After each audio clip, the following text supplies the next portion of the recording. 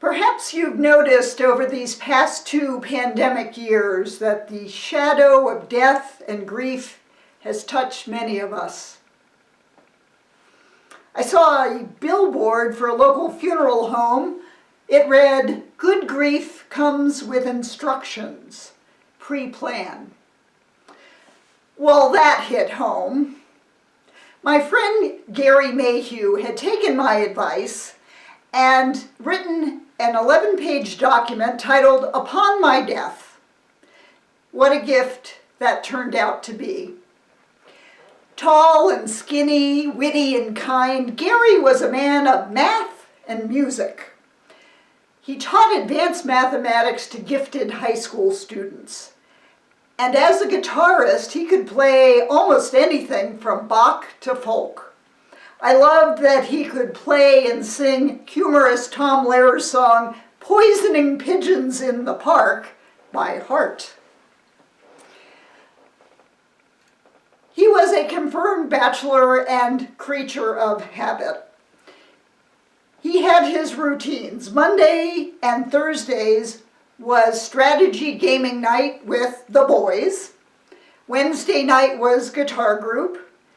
And every other Tuesday, Gary took me out to dinner. This continued even after I married my husband Dave 21 years ago. Gary played guitar at our wedding. Eventually, Dave joined us going out to dinner, and Gary always picked up the check. Gary's letter to his sister had his usual humor. "Dear Debbie, I am addressing this document to you as the relative most likely to clean up after my demise. Frankly, I wish there was some sort of hassle-free automated system for taking care of these end-of-life matters painlessly and quickly, but sadly, there is always work to be done by those closest to the deceased." And in parentheses, he wrote, "That would be me in this case."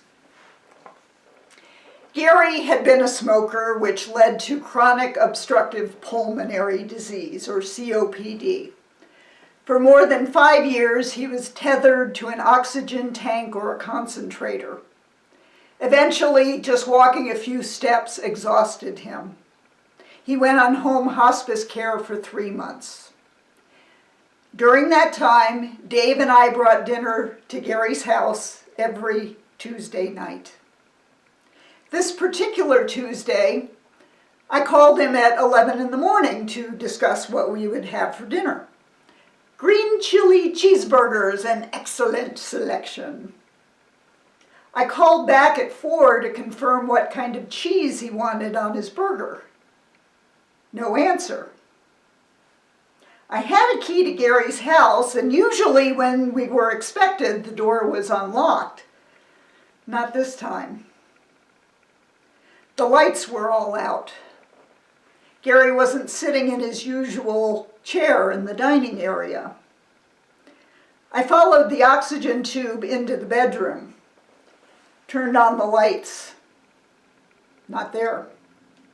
The oxygen tube ended at the door to the bathroom. And there was Gary, curled up on the white tile floor. No pulse, room temperature, quite dead. And this is when Gary's letter and pre-planning became such a gift. I called the hospice, which sent a nurse to make the official pronouncement. The nurse called the funeral home where Gary had pre-planned a direct cremation years ago. The letter had contacts. I called his sister Debbie in California. Rick would call the gaming buddies. Doc would let the music friends know. And I let his landlord of 20 years know that his tenant had left the building. The letter let us know where to find important papers, the passwords for online accounts, the contacts and account numbers for his bank, credit card, retirement pension, utilities. And 3 pages of this 11-page document were devoted to describing his multiple guitars, their history, and value. When his sisters arrived the next week, we had a plan to disperse his possessions in 3 days. The guitars were professionally crated and shipped to California. Friends were invited to come and take whatever they wanted. There were hundreds of vinyl albums and books, DVDs, games, bachelor household goods.